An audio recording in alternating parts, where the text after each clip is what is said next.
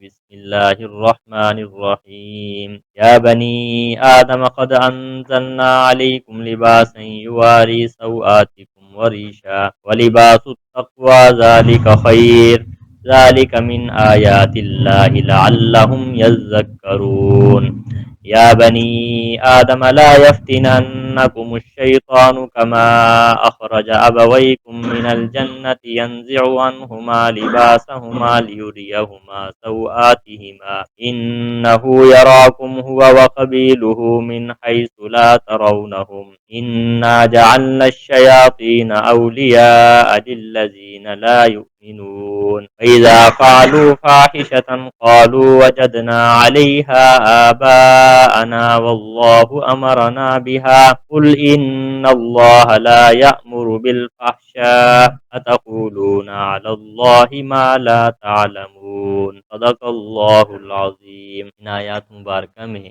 اللہ تعالیٰ نے لباس کا ذکر فرمایا ہے۔ لباس جو ہم اپنے جسم پر پہنتے ہیں، لباس کا ذکر اللہ تعالیٰ نے فرمایا ہے، اور ساتھ ساتھ اس لباس کے دو فائدوں کا بھی ذکر فرمایا ہے۔ ارشاد فرمایا یا بنی آدم، اے آدم کے بچوں، قد انزلنا علیکم، تحقیق اتارا ہم نے تم پر، لباسن لباس، یواری سوآتکم وریشا، تمہاری شرم گاہوں کو چھپاتا ہے اور زینت کے لیے اتارا ہے۔ اللہ تعالیٰ فرماتے ہیں کہ آدم کے بیٹوں، آدم کی اولاد، ہم نے تمہارے لیے لباس اتارا ہے۔ لباس اتارنے کا یہ مطلب نہیں ہے کہ آسمان سے سلے سلائے کپڑے اللہ نے نازل فرمائے، بلکہ اتارنے کا مطلب یہ ہے کہ جن چیزوں کے ذریعے لباس تیار ہوتا ہے وہ اسباب اللہ تعالیٰ نے پیدا فرمائے، ایسا کہ روئی ہو گئی۔ اب روئی جو ہے، جو کپاس اللہ تعالیٰ کے نے اس کے لیے زمین کو بنایا، پھر زمین سے کپاس تیار ہوتی ہے، پھر پانی کے ذریعے اس کی آبیاری کی جاتی ہے، پھر جا کے انسان کا لباس تیار ہوتا ہے۔ اللہ تعالیٰ نے وہ اسباب مہیا کیے ہیں جن اسباب کی وجہ سے لباس تیار ہوتا ہے۔ اسی طریقے سے اون ہے، اون کے ذریعے بھی لباس تیار ہوتا ہے۔ اب اون جن جانوروں پہ لگتی ہے، ان جانوروں کو پیدا اللہ تعالیٰ نے فرمایا ہے۔ تو لباس جو ہے اللہ تعالیٰ نے انسان کے لیے پیدا فرمایا ہے، وہ اسباب مہیا فرما دیے جن کے ذریعے انسان کا لباس تیار ہوتا ہے۔ آگے فرمایا لباس کا ایک فائدہ یواری سوآتکم، تمہاری شرمگاہوں کو چھپاتا ہے، وریشا، اور تمہارے لیے زینت بھی ہے، یعنی زینت کا ذریعہ ہے۔ دو فائدے اللہ تعالیٰ نے لباس کے ذکر فرمائے۔ ایک تو یہ ہے کہ تمہاری شرمگاہیں جو ہیں وہ چھپ جاتی ہیں۔ انسان اور حیوانوں میں جہاں اور فرق ہے، یا جانوروں میں انسان میں جہاں اور فرق ہے کہ انسان اپنے دل کی بات زبان کے ذریعے دوسروں کو سمجھا سکتا ہے، اور جانور جو ہے وہ اپنی ضمیر کی دل کی بات نہیں سمجھا سکتا، ایک فرق یہ بھی ہے۔ اور دوسرا فرق یہ بھی ہے کہ جو جانور ہیں یہ سارے کے سارے آپ کو جو ہیں بغیر لباس کے نظر آئیں گے، ان کے اندر کوئی پردے والا معاملہ ہی نہیں ہے، نہ شرمگاہ کا معاملہ ہے، نہ دیکھنے کا معاملہ ہے، یہ چیزیں جانوروں کے اندر نہیں ہے۔ لیکن اللہ تعالیٰ نے انسان کو عظمت بخشی ہے اس وجہ سے کہ اللہ رب العزت نے انسان کے لیے پابندی لگا دی کہ وہ اپنی شرمگاہوں کو چھپائے۔ اب شرمگاہ جو ہے اس کا کون سا حصہ ہے، اس کے سامنے کون سا حصہ کسی کے سامنے ظاہر انسان نہیں کر سکتا۔ جو شرمگاہ کا جو ہے حصہ وہ ناف سے لے کر مرد کے لیے گھٹنوں سمیت ہے، یہ مسئلہ آپ یاد رکھیں، ناف سے لے کر گھٹنوں سمیت۔ حضرات یہ ہیں کہ اپنے گھٹنے دوسرے لوگوں کے سامنے کھول دیتے ہیں، یہ شرمگاہ ہے، گویا کہ اس نے اپنی سطر کو دوسرے کے سامنے کھول لیا، اور اس چیز کو وہ محسوس بھی نہیں کرتے۔ آپ حضرات نے کھلاڑیوں کو دیکھا ہے، وہ کھیلتے ہوئے، کبڈی کھیلتے ہوئے یا دیگر ایسے کھیل بھی ہیں جن کے ذریعے لباس پہنا جاتا ہے اور گھٹنے وغیرہ اور یہ رانیں انسان کی نظر آنے لگ جاتی ہیں، آپ اس کو یوں سمجھیں کہ وہ بالکل ننگا ہے۔ شریعت نے جو ذکر کیا ہے اس کا، وہ ناف سے لے کر گھٹنوں تک، یعنی گھٹنے جو ہیں وہ شرمگاہ کے اندر شامل ہے۔ ایسے شرمگاہ کو دوسرے کے سامنے ظاہر کرنا جائز نہیں ہے، اسی طریقے سے گھٹنا جو ہے وہ بھی کسی کے سامنے ظاہر کرنا جائز نہیں ہے۔ اور یہ حصہ ایسا ہے مرد کے لیے، یہ جو شرمگاہ کا حصہ بتایا جا رہا ہے یہ مرد کا ہے، اور یہ ایسا حصہ ہے کہ اس حصے پر اگر کپڑا نہ ہو تو آدمی کی نماز نہیں ہوتی، کیونکہ نماز کے لیے ضروری ہے شرمگاہ کا چھپا ہوا ہونا، تو اس حصے کے اوپر کپڑا ہونا انتہائی ضروری ہے۔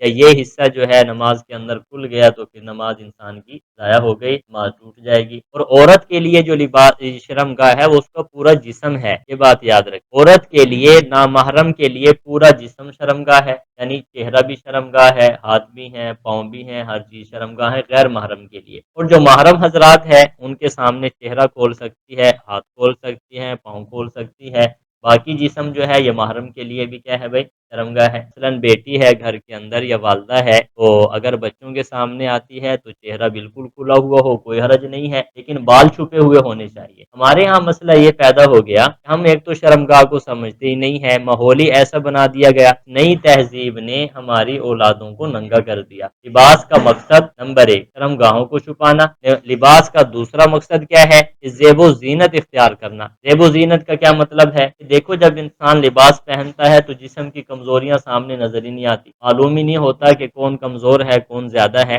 جسم کی کمزوریاں بہت ساری جو ہیں وہ لباس کی وجہ سے چھپ جایا کرتی ہیں۔ تو زیب و زینت بھی اختیار کرنا چاہیے اس شخص کے لیے جو صاحب استطاعت ہے، یہ مسئلہ یاد رکھیں۔ جو آدمی صاحب استطاعت نہیں ہے وہ اگر کوئی کمزور لباس پہنے تو اس کی گنجائش ہے، اسی انسان کو اللہ نے طاقت دی ہے، پیسے دیے ہیں، وہ لباس پہنے، اور زیب و زینت والا اچھا لباس پہننے میں کوئی حرج نہیں ہے۔ سرور کائنات صلی اللہ علیہ وسلم کے پاس ایک شخص آیا، بال ایسے بکھرے ہوئے ہیں اور اسی طریقے سے پھٹے پرانے کپڑے پہنے ہوئے، میل کچیل جسم پہ ہے۔ نبی کریم صلی اللہ علیہ وسلم نے پوچھا کیا تیرے پاس کوئی صابن وغیرہ نہیں تھی تو اپنا نہا لیتا یا سر میں تیل لگا لیتا؟ اس نے کہا اللہ کے نبی میرے پاس تو ہے، اتنے میرے اونٹ ہیں اور اتنے میرے غلام ہیں، فلاں فلاں ساری تفصیل بتا دی۔ نبی کریم صلی اللہ علیہ وسلم نے فرمایا کہ جو آدمی نعمت ہونے کے باوجود اس کو اپنے جسم پہ استعمال نہیں کرتا تو گویا کہ نعمت کی ناقدری کرتا ہے۔ نعمت کا شکریہ ادا اسی طریقے سے ہوگا کہ حیثیت کے مطابق انسان کو لباس بھی پہننا چاہیے اور زندگی بھی گزارنی چاہیے۔ شرط یہ ہے کہ اس کے اندر تکبر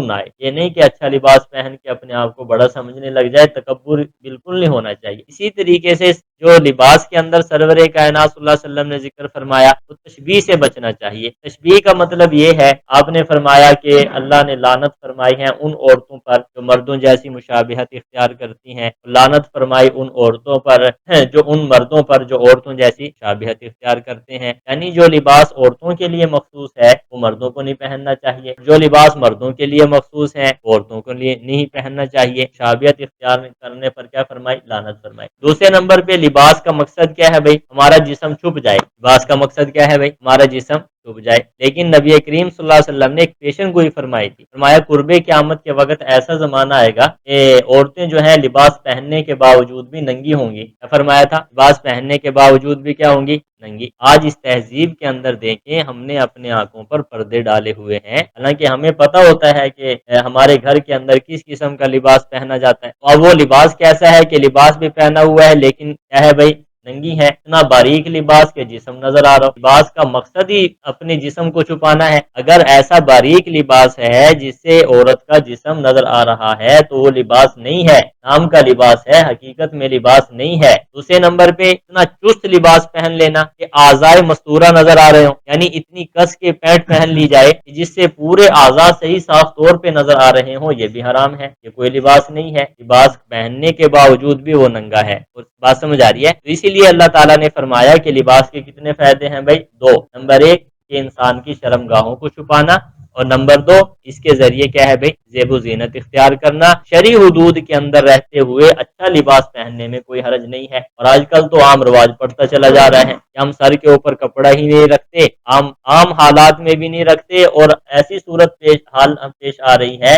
کہ نماز کے اندر بھی ہم سر پہ کپڑا رکھنے کو بھی گوارا نہیں کرتے۔ حالانکہ نبی کریم صلی اللہ علیہ وسلم کے بارے میں آتا ہے، آپ شمائل ترمذی اٹھا کے دیکھیں، آپ کے سر پہ ہمیشہ کیا ہوا ہوتا تھا، کپڑا، آپ کے سر مبارک پہ کیا ہوتا بھائی، کپڑا، اور آپ تیل لگا کے رکھا کرتے تھے، اور احادیث میں یہ بات آتی ہے کہ آپ اپنے کپڑے کے نیچے ایک اور کپڑا رکھا کرتے تھے، جب وہ نکالا جاتا تو یوں محسوس ہوتا جیسے تیل میں تر ہے، جیسے تیل میں کیا ہے بھائی، تر۔ حتیٰ کہ فقہا نے لکھا ہے جو آدمی سر پہ کپڑا نہیں رکھتا اس کی شہادت بھی قبول نہیں ہوتی۔ اگر وہ کسی کے بارے میں گواہی دینے کے لیے چلا جائے نا، یار مثلا گواہیاں ہوتی ہیں عدالتوں میں، اور کسی کی زمین کا تنازع ہو گیا، کسی کا کوئی مسئلہ ہو گیا، فقہا نے لکھا ہے کہ جو آدمی سر پہ کپڑا نہیں لکھتا اس کی جو گواہی ہے وہ معتبر نہیں ہے، اس کی گواہی قبول ہی نہیں ہے، وہ جس کے حق میں دے اس کی گواہی قبول نہیں ہے۔ ہمیں یہ عادتیں چھوڑنی چاہیے، کپڑا سر پہ ہونا چاہیے نماز کے دوران بھی، اور کوشش ہو کہ عام حالات کے اندر بھی کیا ہونا چاہیے، سر پہ کپڑا۔ مجھے ایک واقعہ یاد آیا، دارالعلوم دیوبند کے شیخ الحدیث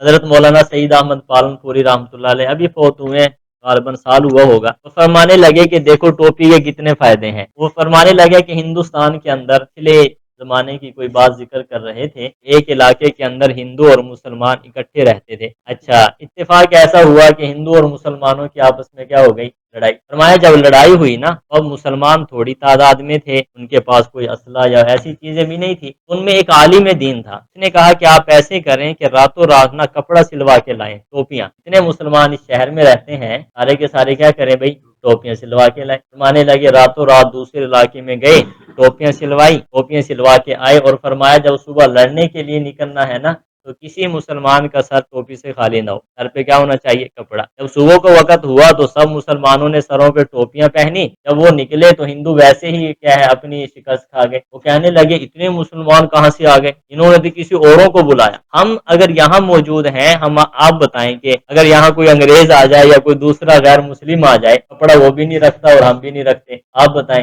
وہ کیا سمجھے گا، ہم ایسے وہ کہے گا کہ میں تو اپنے معاشرے میں آ گیا، اور ہم جب کپڑا لے کے وہاں پہ جائے تو وہ ہمیں مایوب سمجھیں گے۔ تو اگر ہم سب کپڑا لے کے رکھیں، سب مسلمان جو اپنی شکل و صورت وضع قطع سنت کے مطابق بنائے، تو کفر تو ویسے ہی مر جائے گا۔ ہم تعداد میں زیادہ ہیں لیکن اصل کے اعتبار سے عمل ہمارے پاس نہیں ہے، جس کی وجہ سے بہت زیادہ ہمیں لوگ کمزور سمجھتے ہیں اور تھوڑا سمجھتے ہیں، اگرنہ مسلمان اگر حقیقت میں آ جائے تو پھر بہت زیادہ آگے ہو جائیں گے۔ بہرحال سنت کے مطابق لباس ہونا چاہیے۔ حدیث پاک میں آتا ہے جس انسان کی جو شلوار ہے وہ ٹخنوں سے نیچا ہو، ازار کا ذکر آتا ہے، فرمایا وہ ٹخنے جو ہیں جہنم میں جائیں گے۔ حکم دیا گیا، سرور کائنات صلی اللہ علیہ وسلم نے حکم ارشاد فرمایا کہ ٹخنے جو ہے یہ کیا ہونا چاہیے بھائی، خالی ہونے چاہیے، اس کے اوپر کپڑا نہیں ہونا چاہیے تو اور فرمایا کہ یہ تکبر کی علامت ہے۔ کیا فرمایا بھائی، تکبر کی علامت ہے۔ ہم اپنے معاشرے میں دیکھیں جو ہے اکثر ہمارے نوجوانوں کو تو اس بات کا علم ہی نہیں ہے، بڑے لوگ بھی اس بات سے غفلت کرتے ہیں، یہ احکامات چھوٹے نہیں ہیں۔ حضور نے فرما دیا جب جلیں گے تو جلیں گے بس، حضور نے جو فرمایا کہ اگر ٹخنوں کے اوپر کپڑا ہے تو وہ آگ میں جلیں گے تو جلیں گے نا،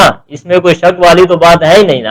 ہمیں عمل کی کوشش کرنی چاہیے، اور عادت یہ بنا لی کہ نماز کے دوران ہم کیا ہے شلوار کو اوپر کھینچتے ہیں، عام حالات کے اندر نیچے رکھتے ہیں۔ بھائیو یہ حکم نماز کے دوران بھی ہے اور نماز کے علاوہ بھی ہے، ہمیں ہر وقت اس کی نگرانی کرنی چاہیے۔ اور قاری محمد طیب صاحب فرماتے ہیں رحمۃ اللہ علیہ، فرمائے شریعت کے ہر حکم کے اندر دو پہلو ہیں، شریعت کے ہر حکم کے اندر کیا ہے بھائی، دو پہلو، ایک پہلو دنیا کا ہے اور ایک آخرت کا ہے۔ اب جو شلوار ٹخنوں سے اونچا رکھنے کا حکم شریعت نے دیا ہے، ایک فائدہ تو آخرت کا ہے کہ آدمی تکبر سے بچ جائے گا اور جہنم کی آگ سے کیا ہو جائے گا، بچ جائے گا، اور دوسرا فائدہ دنیا کا ہے، اگر شلوار ٹخنوں سے نیچے ہوگی تو گندگی بھی تو اس پہ لگ سکتی ہے نا، کپڑا پھٹ بھی سکتا ہے، گندگی بھی لگ سکتی ہے، کہیں پاؤں آپ رکھ رہے ہیں سواری پہ چڑھنے کے لیے چڑھ رہے ہو تو وہ شلوار کہیں پھنس جائے، دنیا کا بھی نقصان ہے، اور اگر عمل نہیں کرو گے تو آخرت کا بھی نقصان ہے۔ عمل کر لو گے دنیا کا بھی فائدہ ہے، اور شریعت کے ہر پہلو کے اندر کیا ہے بھائی، دو رخ ہیں۔ اب ہم نماز پڑھتے ہیں، اس کے اندر ایک پہلو دنیا کا ہے اور ایک آخرت کا ہے۔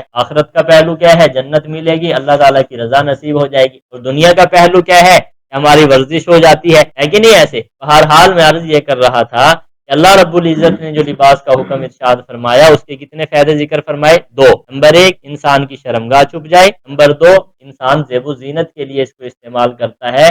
بہرحال ہمیں گھروں میں اپنی بچیوں کو مستورات کو سمجھانا چاہیے، ان کے بال بالکل ایسے دوپٹے جو محرم کے سامنے بھی بالوں کو کھولنا جائز نہیں ہے، اگر ایسے کپڑے کو لے کر نماز پڑھے گی، بال نظر آ رہے ہیں، بازو نظر آ رہے ہیں، تو نماز بھی نہیں ہوگی۔ ہمارے استاد محترم رحمۃ اللہ علیہ شیخ الحدیث حضرت مولانا عبد المجید صاحب لدھیانوی رحمۃ اللہ علیہ فرماتے ہیں کہ میرے پاس ایک عورت آئی، اگر کہنے لگی نماز بھی پڑھتی ہوں، روزے بھی رکھتی ہوں، تلاوت بھی کرتی ہوں، لیکن سکون نہیں ہے، مجھے سکون نہیں ہے۔ حضرت فرمانے لگے میں نے اس کو کہا تجھے سکون آنا ہی نہیں ہے، دوسرے نمبر پہ تو نماز پڑھتی ہے تو تجھے گناہ ملتا ہے، تلاوت کرتی ہے تو تجھے گناہ ملتا ہے۔ عورت کہنے لگی کہ نماز پڑھتی ہوں گناہ ملتا ہے، یہ کیسے ہے، تلاوت بھی کرتی ہوں گناہ ملتا ہے، یہ کیا مطلب اس کا؟ تو حضرت نے فرمایا کہ دیکھو بی بی تیرے ناخنوں کے اوپر پالش لگی ہوئی ہے، ناخن پالش جو ہے جس ناخن پہ لگی ہوئی ہو اس سے نہ غسل ہوتا ہے نہ وضو ہوتا ہے. اب بغیر وضو اور بغیر غسل کے نماز پڑھنا آپ بتائیں ثواب ہے یا گناہ ہے؟ اسی طریقے سے تلاوت کرنا بھی کیا ہے بھائی؟